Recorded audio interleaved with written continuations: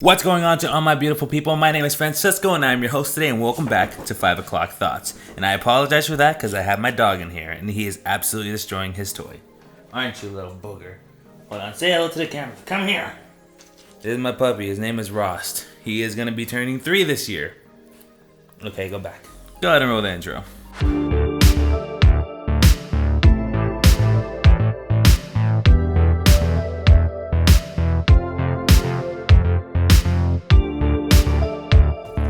How's it going, guys? I hope all of you guys are doing absolutely amazing. I know we're still going through this entire COVID crisis, but that's okay. That means we can sit at home, hang out, relax, play some video games, watch some shows, do whatever, watch YouTube.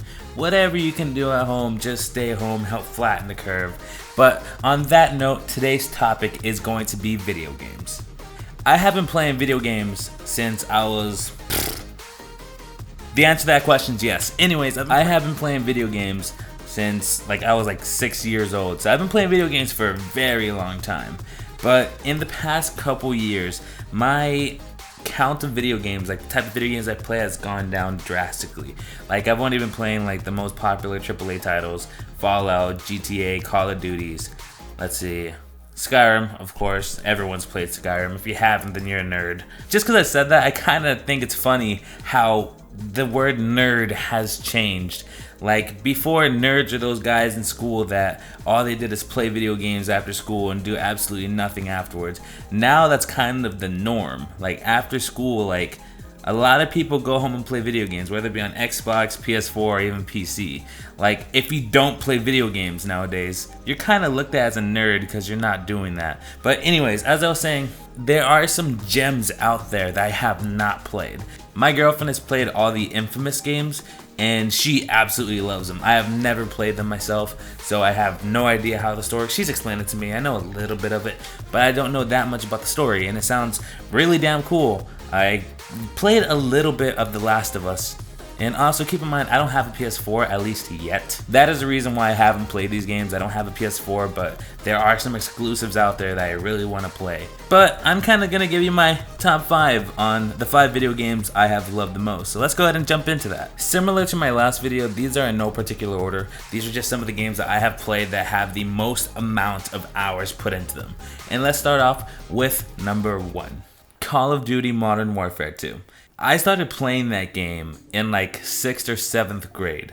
And now, I'm going to go ahead and say this. I think that has been the best Call of Duty, multiplayer Call of Duty, player against player Call of Duty that's ever been released. It's the only one that I went all the way up Prestige, and I did it all legitimately. I didn't do any of those boosting lobbies or any of those glitch 10th Prestige things.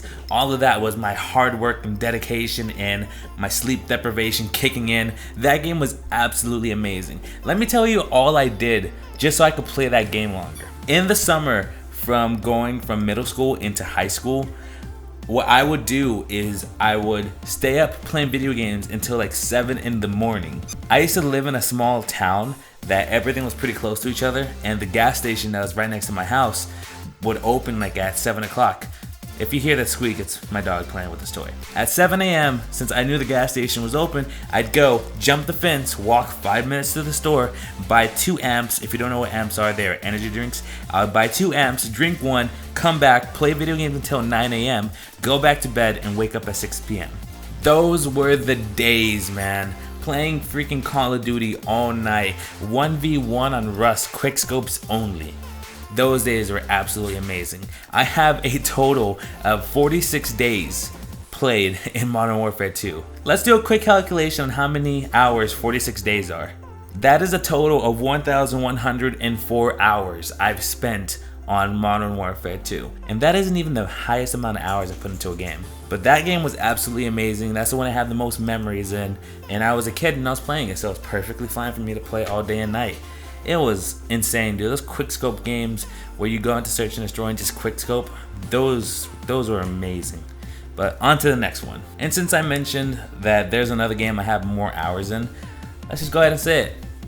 I'm pretty sure this goes for a lot of people. The Elder Scrolls V: Skyrim.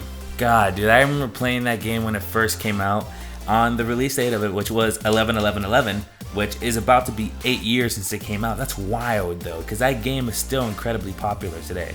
Anyways, when that game first came out, it came out around the same time Modern Warfare 3 came out. And I remember I went with my uncle because I used to spend a night at his house. My uncle and I have like a brotherly bond. Instead of him being my uncle, he's more like my brother. We were kind of raised together. Anyways, we went to Walmart. He bought The Elder Scrolls Skyrim. I bought Modern Warfare 3. And we were playing next to each other. And as I'm playing Modern Warfare 3 for the first time ever, this game's pretty cool. But every once in a while I keep glancing over. I keep seeing him casting these spells, smacking Imperials with swords. And I'm like, you know what? That looks pretty damn cool if you ask me. And around nighttime, like it was like 9, 10 p.m. He had to work the next day, so he's going to bed already. And I'm like, "Ayo, Chief, can I try that game out real quick?" He let me borrow the game. We both had Xbox 360s at this time, so he gave me the disc. I moved my stuff to the living room because I was playing in his room. Moved my stuff to the living room, was playing on the TV. I played Skyrim for like 7 hours straight the first time, and I was hooked. I was on there. I was in there like swimwear, dude. Like that game was absolutely amazing. I loved that game from the beginning to the end. For whatever reason, one of my most fond memories in that game was finding new bows, because I've always had a knack for archery. Like, I've always loved archery. If any game offers a bow for me to use, you best believe I'm going to be using said bow. And I remember I found a Forsworn bow, and it was like 6 points of damage more than the one I had. I'm like, this is amazing! And then, like, 5 a.m. came, my uncle had to get up to go to work, and he's like, all right, give me back the game. I'm like, but why? You have to go to work. You can't play it anyways. And like, he finally lamented and let me play it for the rest of the day. But dude, that game was absolutely epic. But in that game, I have last time I checked, which was on Xbox 360, when was the last time I played Xbox 360? Let's see, I think I got my Xbox One in I believe I got my Xbox One in 2015. If I'm not mistaken, my Xbox One I got in 2015. I think it was December. Yeah, it was December of 2015 actually, because I was working at Domino's still. So let's just say from the time I got the game in 2011, 2012, whenever it was, up until 2015, I had a total of 2,400 hours. Which now that I look at it is like double what I had in MW2. But here's the thing. Not only did I get that game on Xbox 360, I got it on Xbox One. I then later got it on PC. So all around I probably have like 3,000 or 3,500 hours in that game, which is absolutely ridiculous. And I will tell you now, if you haven't played Skyrim with mods, you really shouldn't even be playing Skyrim. Skyrim itself is an amazing game for what it is, but it has so much potential to give you a much more fully immersive experience using mods, whether that's adding actual immersive content or adding entire new lands, weapons, enemies. It just changes the game once you're able to mod the game, and that is why that game was so popular. Its mod community was so huge. There are so many different types of mods you can have for the game, and that's what truly makes Skyrim a masterpiece. I told Dakota already, there's 2 games I'm going to do this with. One of them is going to be the next Elder Scrolls, like whenever that comes out, and Cyberpunk 2077. When those games come out, I am going to be requesting 1 or 2 weeks off just so I can play the game. I already told her in advance, and that's going to be what happens whenever those games come out, because my man cave, that is where I'm going to be at those entire 2 weeks. No cap. I don't even care. But Skyrim was an absolutely amazing game. I just got back into it recently. I downloaded like all those DLC that adds on land, like Falskar, the Dragonborn Legacy of the Dragonborn, something like that. There's a couple other ones I downloaded as well, but I haven't really played them. But Skyrim was pretty awesome all around. I loved it from beginning to end, and I think I've only finished the game like 4 or 5 times. I don't quite remember. I should probably go through and finish it again. We'll see later. And now we're gonna talk about Skyrim's younger cousin, Fallout. Come to think of it, the only reason I got the Xbox One was for Fallout 4, because that had just come out. Like, actually my Xbox One, it was the Fallout 4 bundle, and I really only got that because I wanted the way the Fallout 4 console, that art it had, but it didn't even come with it. It was just black. But I got the game free, I guess. But Fallout 4 was one of those games that kind of got me through a tough time in my life, not gonna lie. Like, a lot was happening in my life at that point, and Fallout 4 is that kind of escape. I had just graduated high school, starting college. My family kind of separated. Everyone went their own way. And it was definitely an interesting time in my life. And I will say that Fallout really helped me get away from real life for a bit and just go into a new world where I don't have to worry about real life. I think, actually, no. I don't even think, I know that's why people love video games. It gives them a distraction from their life so that they don't have to think or deal with something for a moment. But that's also the issue with gamers. Some people just completely put them off and don't deal with what they have to do. Like, gaming's great just to give you a break from real life, but if you're using it as a way to escape everything permanently, that's where it can start affecting your life. But at that point, it was just a tough time, gave me something else to do, kept my mind from being negative, and just all around took me to a new world. So I mean, Fallout 4 is definitely one of those games I absolutely love. The only thing I hated about the game is that when it first launched, remember, I bought this game when it first launched, it had just come out. There were a lot of game-breaking bugs. And I will go ahead and say that I only played Fallout 4 once. Like, the entire story, I only did it once. Just because the game had a bug that completely destroyed my experience. And the bug was, I think I wanted to finish the storyline. Spoiler alert, by the way, if you haven't finished this game for any reason.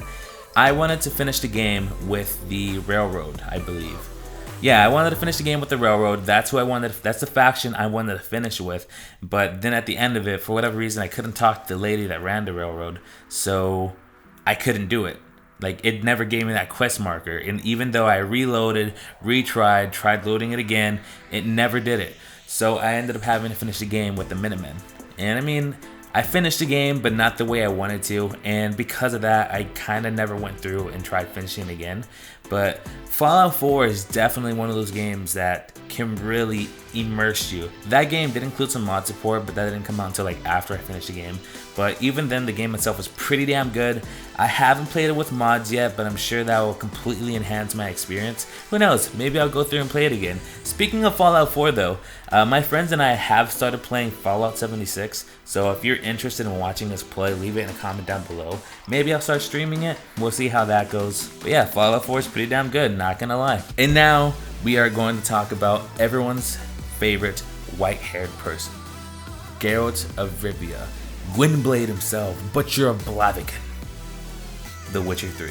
Now, I'm not even gonna lie to you, try to flex that I've been on The Witcher since it came out, because that'd be a complete lie. I played The Witcher 3. That was the first game from the Witcher series I played, actually. I played The Witcher 3 when it first came out because the same uncle that showed me Skyrim introduced The Witcher to me, and he let me borrow his laptop, which he had the game on, and I played the entire game beginning to end. Got the good ending too, so I got the good ending. I'm not even mad about that.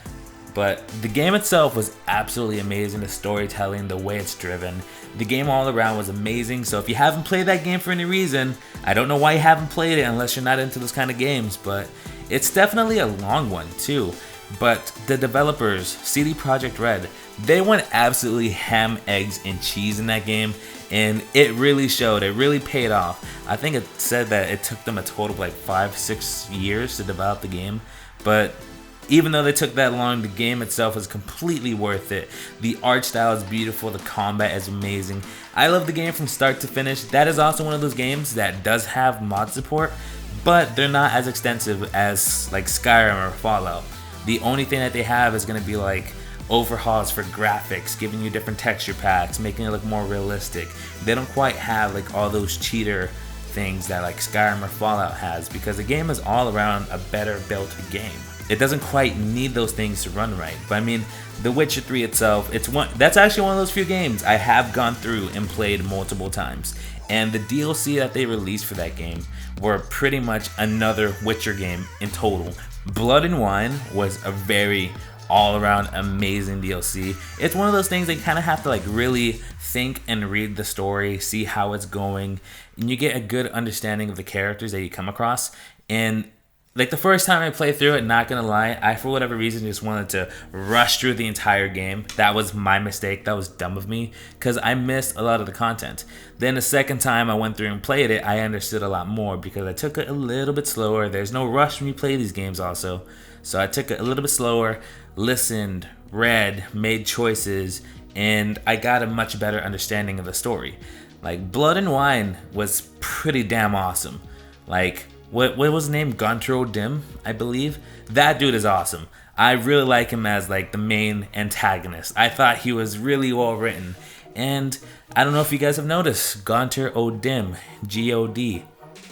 It's a little sus, but he's evil. But that one was a pretty good DLC. And then you have, I apologize, I'm big dumb. The first one's Hearts of Stone, then it's Blood and Wine. Blood and Wine is the one about the vampires, Dettlaff. And what was really cool about that DLC is that it added a whole new world. It added Toussaint, an entire new land separate from the continent that you're first introduced to. So it adds Toussaint, which I think is the, like, what is it? Never eat soggy waffles.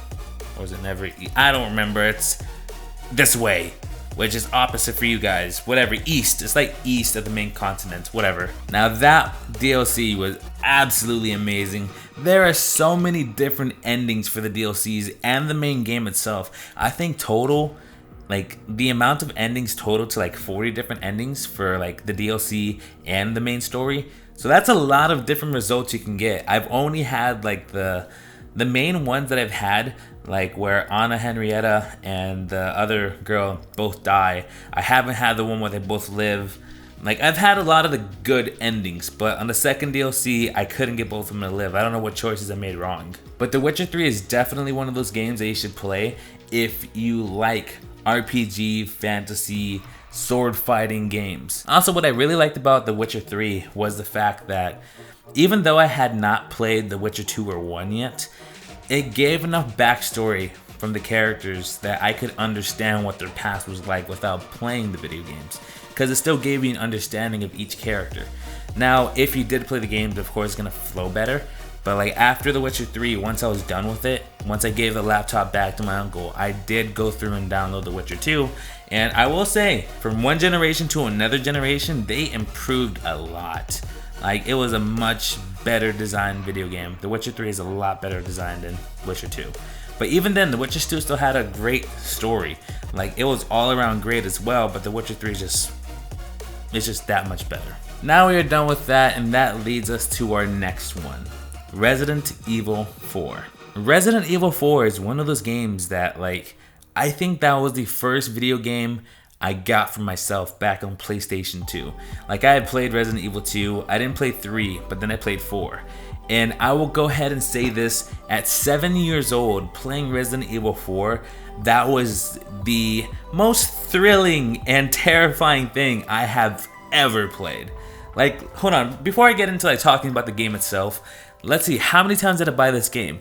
PS2, Xbox 360, Xbox One, PC, and they're coming out with another remaster for it, so I'm extremely excited for that. So it's gonna be a total of 5 times I've bought the game. But dude, Resident Evil 2 is one of those games that, even though the game released in 2005, it aged really well.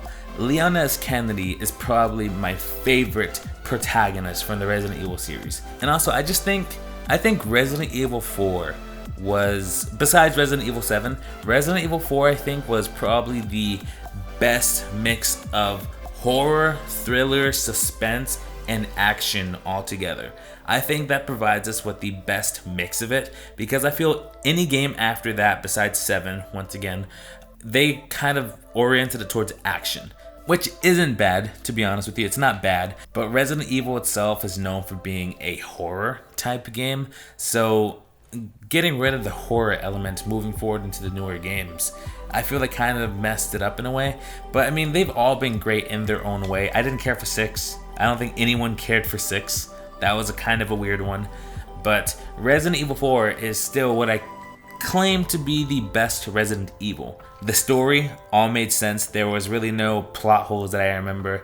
It all flowed very well, and it was never completely impossible to get past some things. I mean, the game itself was fairly difficult, like when you first started and you're first learning where to find ammo, how to kill the Ganados, and I mean, all around that game itself, it's not a hard game by any means. It's just tedious.